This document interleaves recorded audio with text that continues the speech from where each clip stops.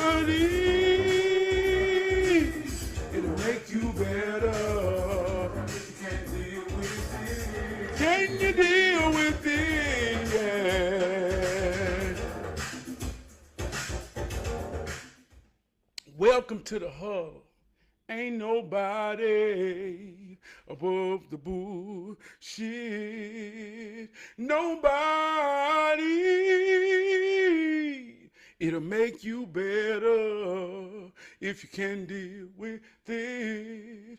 Can you deal with it? Yeah. Each one reach one. Each one teach one. If you are that one, then you got to know that you are enough. Enough to get it right when everything seems to be going wrong. You are enough. You can change the trajectory of a whole day. You. We know that your attention is the most powerful thing that you can pay. So if you're paying me some attention right now in the moment or on the replay, I just want you to hear me say I give my all to be worthy. Keisha Johns, welcome to the huddle, sister. You add value. Pop my collar. Good God Almighty. Yeah, I got to put it back on. We live. I like to be buttoned up to the top like an official. You know what I'm talking about? Yeah. But tonight, man, gonna be a powerful night. Look at that. I ain't never had to put my button back on. But it was worth it because I feel good. Tonight, man, question is, who do you admire? Admiration, inspiration. The question is more powerful than the answer. I asked my big brother Winston tonight, I said, who do you admire? He say, man, I don't think I admire anybody. Say, I feel you. Alexa, what is the meaning of admire? Admire means to regard someone or something with wonder, pleasure, or approval. It's about recognizing and appreciating the good qualities in others. I had a teachable moment with my daughter this past weekend. I'm talking That real sounds life wonderful. shit. What kind of teachable moment came up with her? Alexa, stop. She ready to get all in. She really want to be a part of this.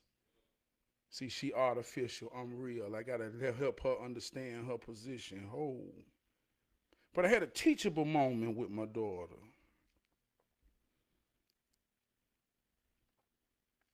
I taught her about admiration, inspiration, envy, jealousy. They're all one and the same.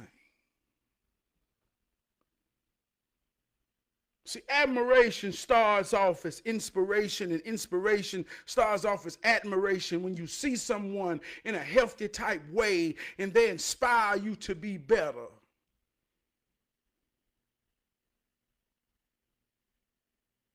They inspire you to understand and know that real is real and it is achievable.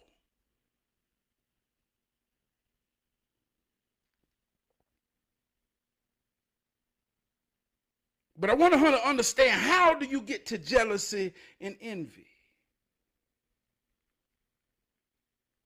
See, there's something in the middle.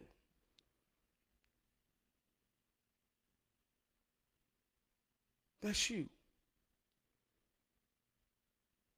There's something in the inside called confidence.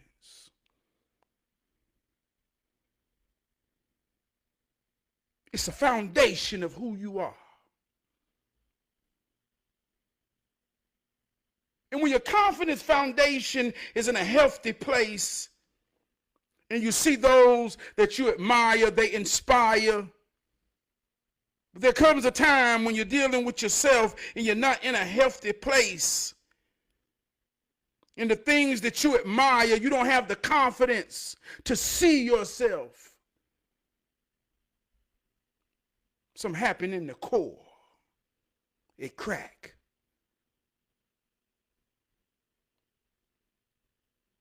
So now the things that you once admired remind you of everything you're not. And the meter begins to shift over to jealousy and envy. I despise what I once admired because what it takes to require to get there is not in me. So I'm filled with jealousy and envy. It ain't nobody above the bullshit. Nobody. It'll make you better if you're real enough to deal with it. Can you deal with it? Yeah.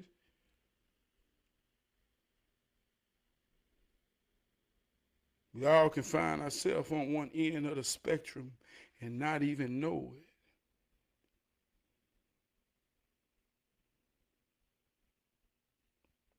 Sometimes those that are close to us, that are close to you,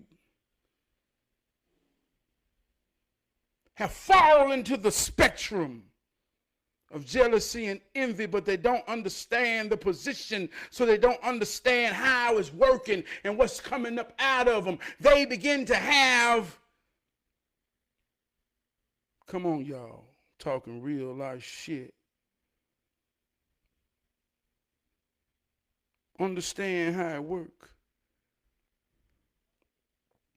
There was a young man that went into a room. And in this room, it had a window and a mirror. Outside the window, a young man saw an older, middle-aged man working, maintaining. I mean, he had discipline. He had confidence. He had everything that the young man aspired to wanted to have for his own self. Every day he would love to look out the window, not to compare himself to the man, but to realize and admire that there is men that's real in this world who have traveled the journey of discipline and hard work. This was a young man who just started his journey. If you don't know where you're going, any road will take you there. But only a divine path will bring you here to the moment. So when you see and experience something real in the moment,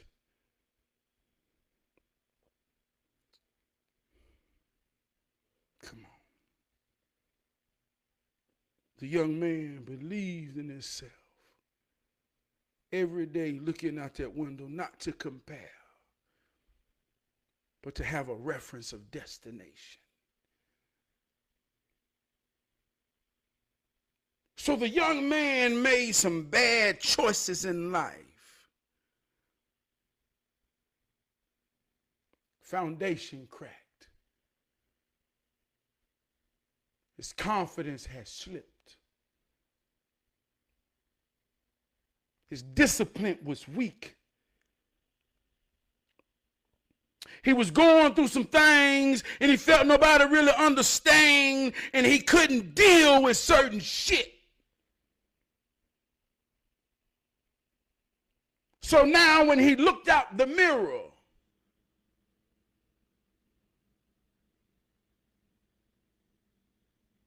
or when he looked out the window, the confidence was gone. The man outside the window was still doing the same thing every day. But now when he looked out the window, he began to get aggravated. He began to form emotional opinions about the man outside the window. He think he better than people.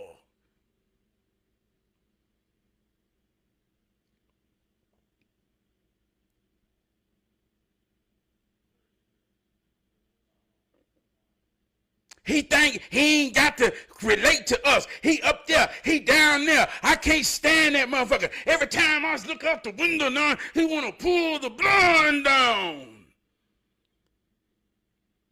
But the man outside the window hadn't changed anything. It was the perspective. The outside didn't change, the inside did.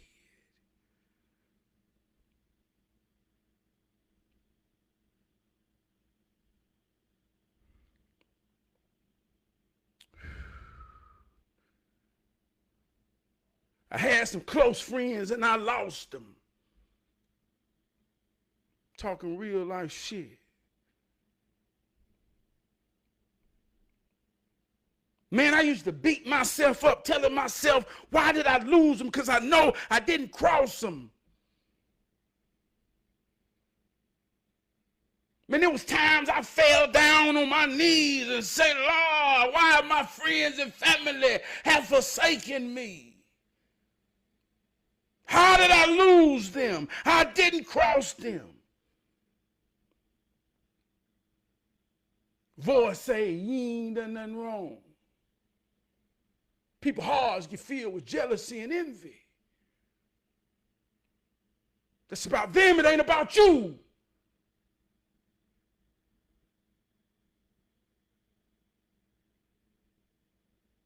Can't apologize for being who you are. Everybody see the glow, but everybody can't handle the glare. Admiration is inspiration. I admire businessmen. I got some powerful businessmen friends. They inspire me. They got a knack for making money with purpose through pure leadership.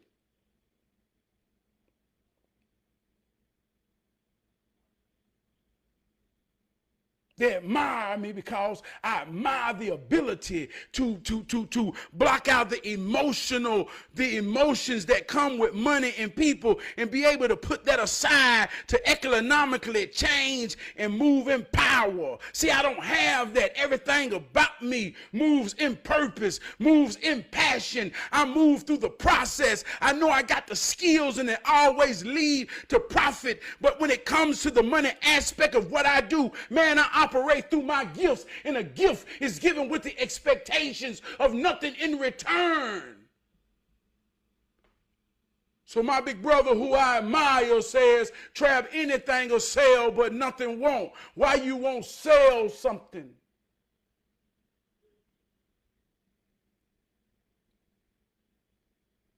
Question more powerful than the answer, but it's something in my heart.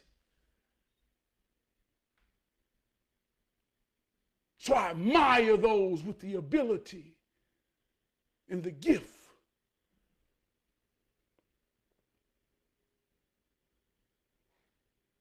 My heroes have the heart to live the life that I'm scared to live. It's admiration.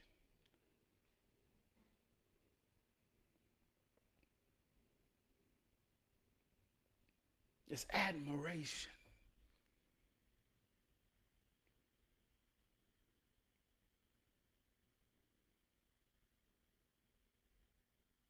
I admire an older man, an older woman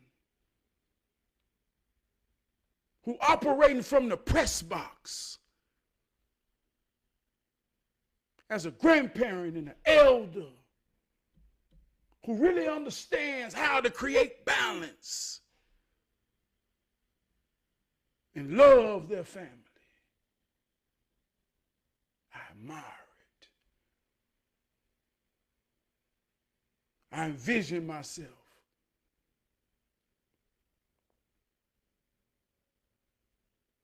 in another phase, being a grandparent.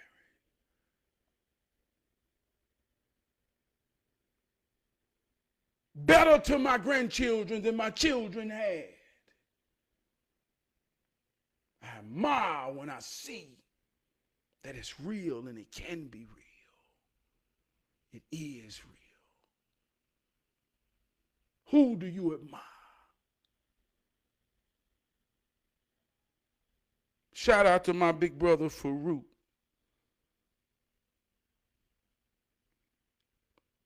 We come a long way, brother. We've traveled a long journey. Pure admiration and inspiration.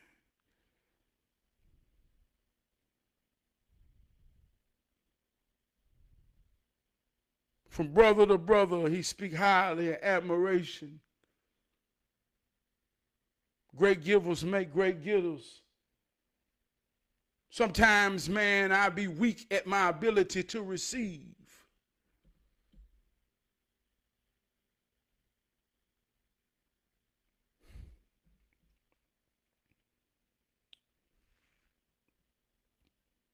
That's real.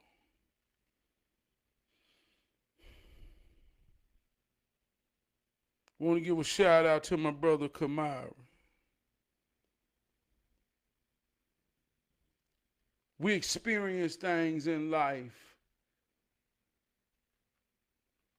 that become doorways to different chapters. And you got to know when you're walking through a doorway into another phase.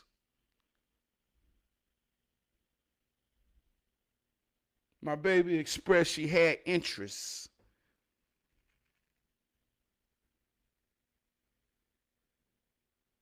Things I type of pray for. For my children to express themselves. To take away the power of my assumptions or my ideas, but to replace them with their actual expressions to allow me to understand who you are. Who are you? The question is more powerful than the answer. Ask yourself.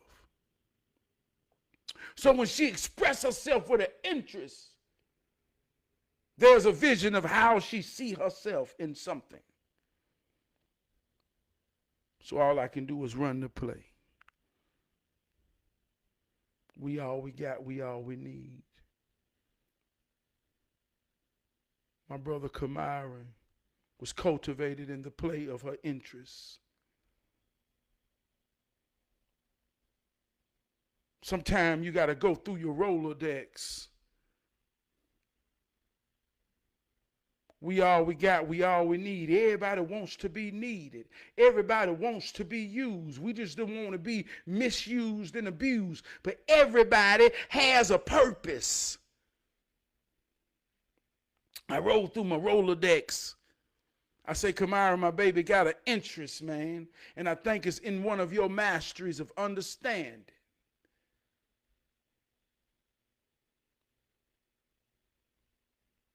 A man is as real as his reason. Today, my brother got to show a passionate piece of who he is to me and my children, only because my daughter set forth a reason.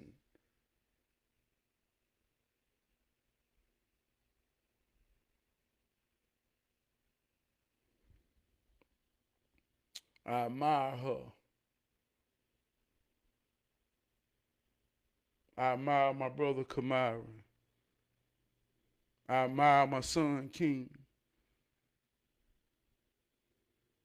We all had a reason to come together today and be something powerful and do something powerful and make ourselves better. And even if we don't understand how, I know it was powerful.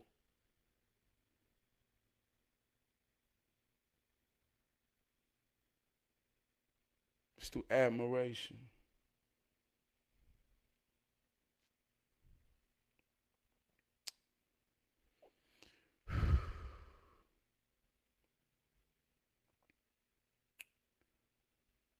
I want to tell a story about a man and a wife walking down the street. They was holding hands in a moment of peace. They approached the house that was on fire. They saw the smoke. They began to react, but they realized and assessed the situation. And they saw a man on one side and a woman on the other side in the house. And they saw that it was clear, even though the smoke was coming. So they yelled to the man and the woman, "Hey, come on out. The doorway is open. You can make it."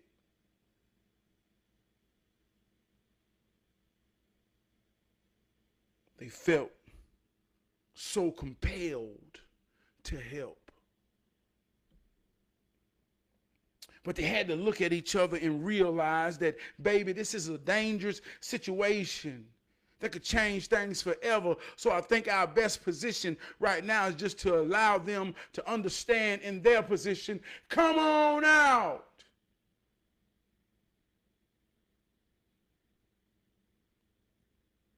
But the woman says, if you cared enough, you wouldn't stand out there and just yell. You'll come in here and you'll pick me up and you'll take me out. And the man over there said,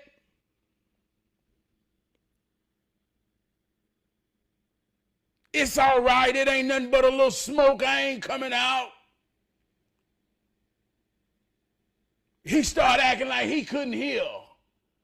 You say it's on fire, but you got enough time. Come on out. So the husband and the wife, they looked at each other and they said, baby, they acting stubborn, but we walked up upon these man and this woman. We can't watch them and allow them to burn. We got to do something. So the man was compelled and he was ready to run, but his wife grabbed him. She said, hold on. Don't just run in. Wait. It don't seem right. Just wait. So they got closer to the house. The woman was saying, if you really care, you would have started walking earlier and saw the house was on fire earlier, and you wouldn't even had to come in here and get me. You would have stopped the fire before it even started burning. Now you telling me to come on out the goddamn fire. You come in here and get me if you want me to come out the fire.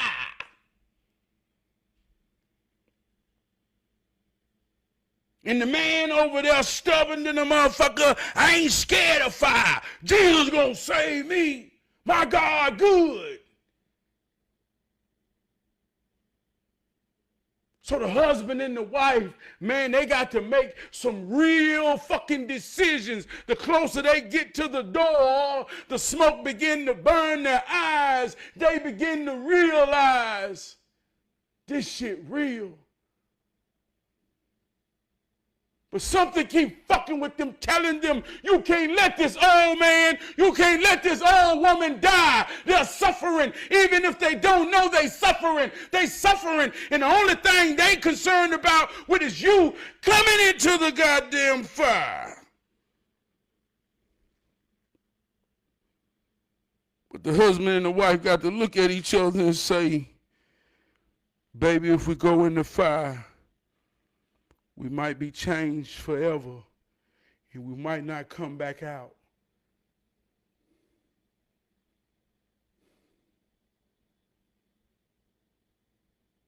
And that was one of the hardest decisions they ever had to make. They had to realize who matters, man. Nothing matters more than us. We're standing outside the fire. We care. We've told them the opportunity to escape.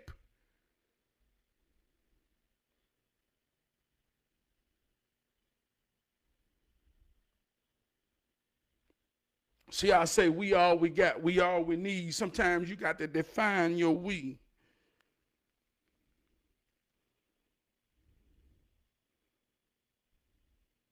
When some people know you care,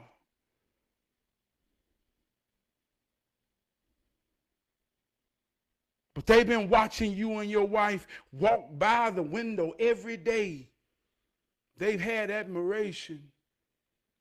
But every day you walk by, it reminds them why they are alone and how they got alone and why they're going to die alone.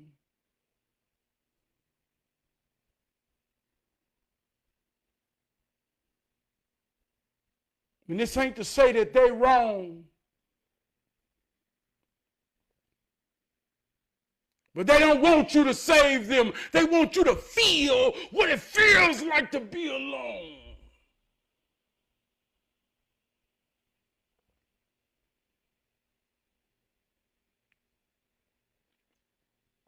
Their mind only works with seeing them in the fire with you, not on the outside. Husband and the wife got to understand some real things in life.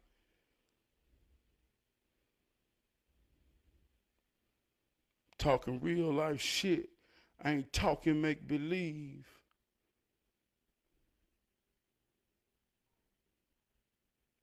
We in a world and we in a time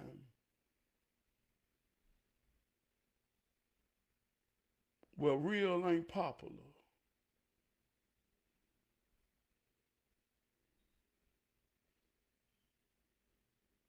Nigga flash a whole lot of money.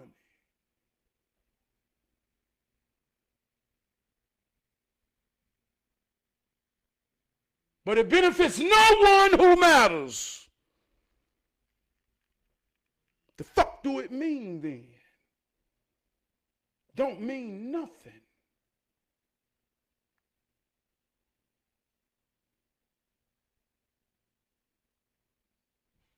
If you gain anything and it benefits or have no benefits to those that matter, it means nothing. A man is as real as his reason. If your benefit is not tied to your reason, what's your reason?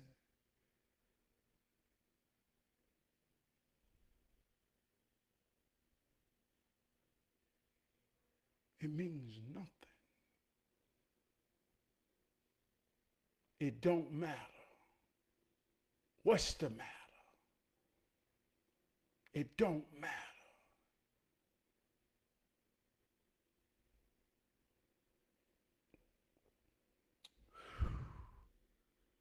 Had a post, Keisha Johns. I respect your comment. Rhetorical questions. The questions be more powerful than the answer.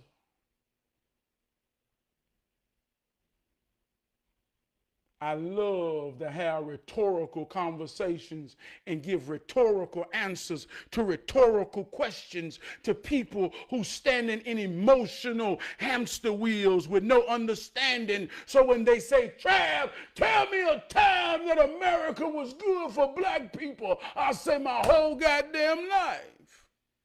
I was born in 1979. My daddy told me about some tough times. But God been good all the time. And even though I no longer believe, don't you tell me my whole life my parents and my grandparents been lying. God been good to the black people in my perspective the whole time.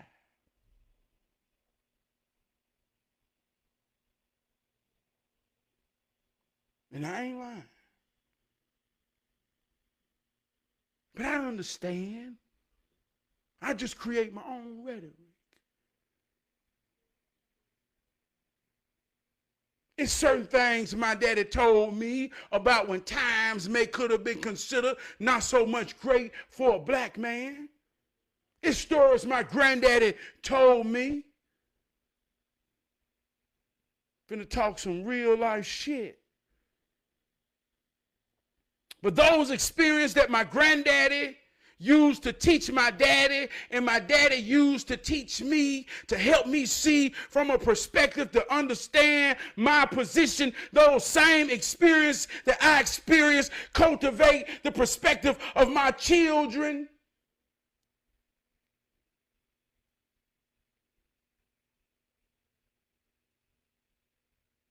power of perspective. I got teenage children. I've been teaching them the whole time.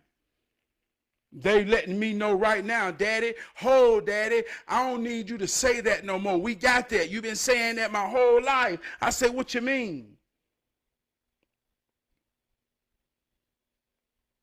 Who's having a conversation about interracial relationships. Oh, I'm finna talk some real shit.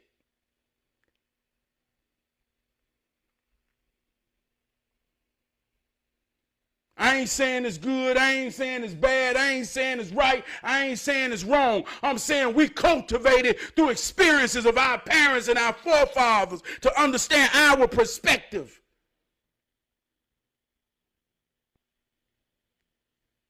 When I was in high school and I went to South Meck, and my daddy, who grew up in Jim Crow, who was raised by a daddy who grew up in sharecropping time, my daddy told me, and he put it in my mind. He said, listen, son, don't you fuck with them white girls.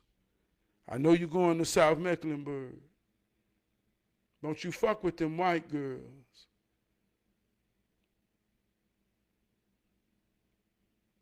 I ain't take it so much literal. I say this all the time. I'm the first generation of true freedom, of civil rights and equality. I'm the first. My daddy don't understand this. My daddy knew a time when we was segregated. And when he got integrated, the white folk changed my family whole name. Right now, we call ourselves Forte, and we ain't Forte. Before integration, we was Forts. We have forgotten who we are in our whole name because of this here integration thing. So my daddy don't understand my time and generation. But he told me out of fear, don't you touch no white girl.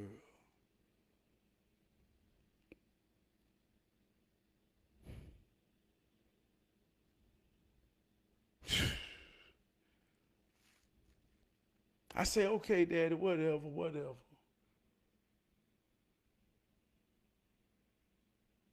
I got called to the office in high school before I even go there. We was talking about, and I asked my kids, I say, y'all know why I ain't never touched no white girl? They say, yeah, Daddy, we already know. I say, why? They say, because you got falsely accused, and it scared you, and it showed you your daddy was right, so you made a vow. That's what my son and my daughter said. I say, y'all know that? They say, yeah, we done heard the story 1,000 times.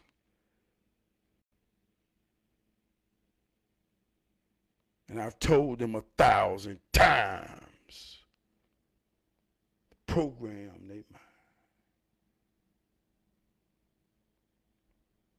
See how it's working.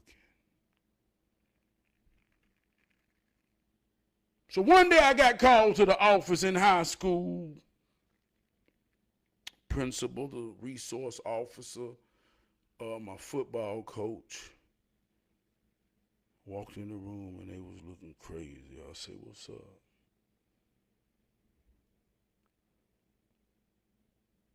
I said, you know Mandy in your weight training class? I said, yeah. This was administrative fault too. Whole weight training class, the whole football team had weight training class. 40 something in a class. We in there working out. They had 2 girls in there. Why? I don't know. I don't know who the other one was, but I know it was a white girl named Mandy. She liked black boys. But she didn't never have to worry about me because my daddy told me, don't you touch no white girl. And she liked it to be touched. But I knew she wasn't going to be touched by me. So I knew exactly who she was. So I immediately said, Yeah, I know her why, but I ain't touch her. I ain't do nothing to her. They say, when you say she say you raped her. I looked at my coach. I said, Coach, they lying, Coach. I ain't touch her. And for a moment, I knew I didn't have the benefit of doubt.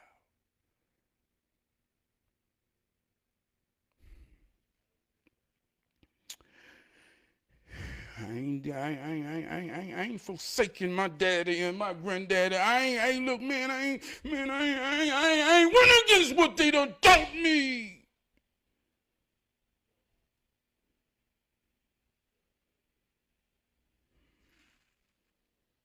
They sent me out shaking.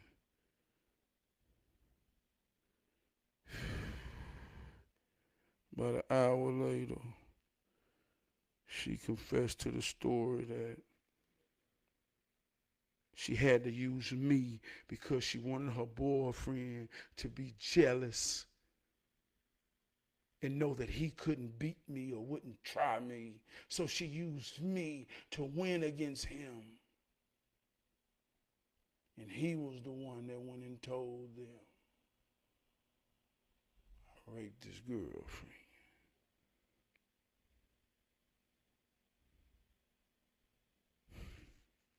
I vowed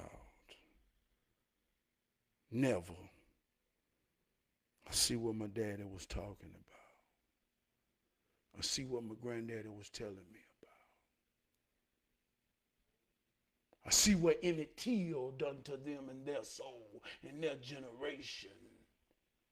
When America may so not been good to black folk, but not in my life, in their life. The impact and the experience cultivated my perspective through their experience.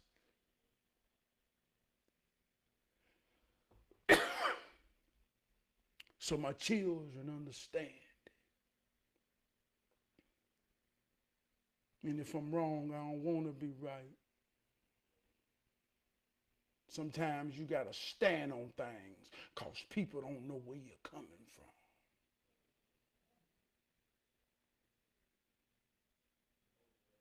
Talking real life shit. I ain't talking make believe.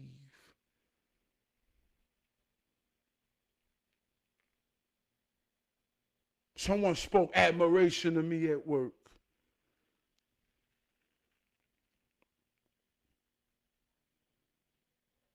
See, man, everything about you, black power, and you walk around here and you say you racist. They know it. They know the narrative that follows you. Say, fuck somebody talking about cool black power. I see it in the presence of pride and honor. I love my folk. I'm the baddest black man you ain't never met, and nice to meet you. I'm representative one. I come to break every stereotype that you ever could have negative in your mind, in the experience, if you paying attention. I damn it, I'm a super black man. I mean it and I'm crazy by it. And I think every black man ought to understand what I'm saying.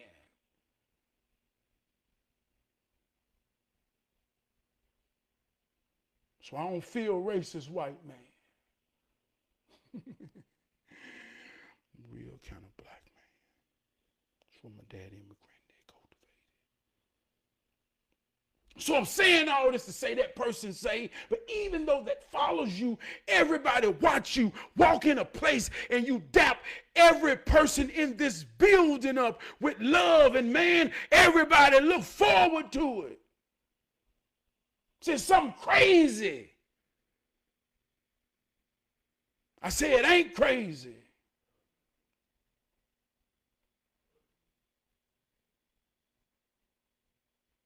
Somehow, somewhere along the way, we have forgotten who our kind is. We got people playing. They playing like they for the black power or the cause or the love of their people. I know I'm flipping this thing and I'm going somewhere, but I'm going to let it flow. I'm in my spirit. And when I'm in my spirit, I was training to tell myself, man, you got to let it go. And I stirred the pot up about this thing about black and plus white. There was a time a couple of years ago when the woke culture was there and the knowledge was high and people was, man, really into this thing. But now we are a Republican or a Democrat, man, and we don't understand. And so we talking about us and we talking about them and we talking about they. We talking about a whole lot of things that we don't understand. See, this thing ain't about black and white no more because what you consider black got a whole white ass goddamn mind in the inside.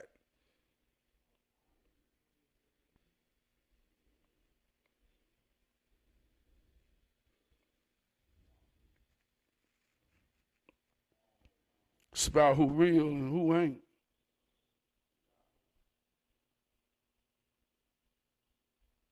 And I admire a white man who know what he is and what he stand on.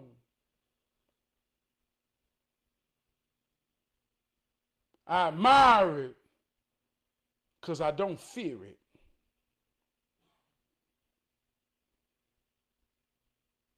I'm not intimidated. I got a confidence in myself that I ain't got to be jealous of it. I ain't got to envy it. I ain't got to feel like there's this mighty, mighty system that's stopping me from achieving and being anything and everything I got to be from the time I put my feet on the ground till my babies hear the sound of my voice. Good morning.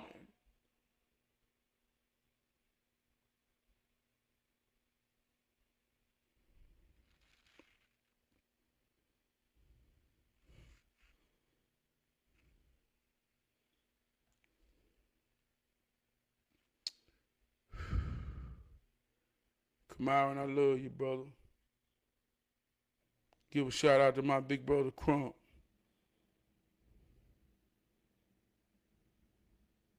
Man, we here to turn, break bread. Hero training. Camaraderie is a real thing. Sincerity is a real thing. Genuineness is a real thing. Great givers make great getters. A gift is we're given with the expectation of nothing in return. When two people exchange gifts,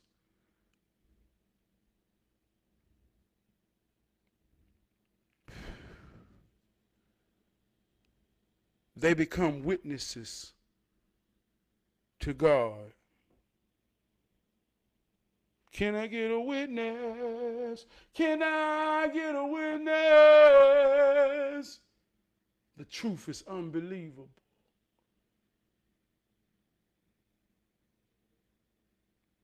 When two or more come together in the spirit of true genuineness and love and honor and respect in that moment, and it become real and we all witness it coming from one another into each other. I'm talking about we inhale and we exhale and the experience, the admiration, the inspiration, it's all conjuring up in the moment to make the moment be what it's supposed to be. And when we leave, the only way we could make somebody understand is real is almost like, do you believe or not? But it ain't about believing, it's about being in the moment to be a witness. So when you're in the moments and you witness it working between one another, you know it's real. Said all that to say, man, Big Brother Crump, I love you, man.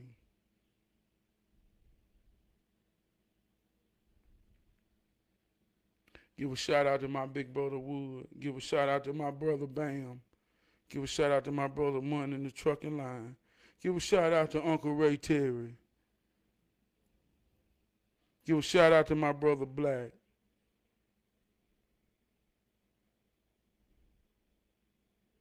Give a shout out to my brother Mike Shaw.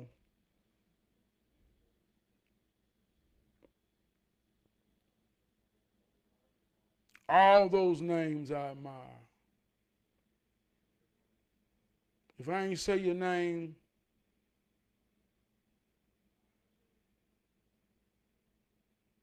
charge it to my head and not my heart, but you know,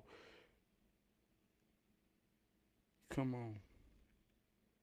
I love y'all, man. Y'all hold me down, man. Ain't nobody above the bullshit. Nobody. It'll make you better if you can't deal with it. Can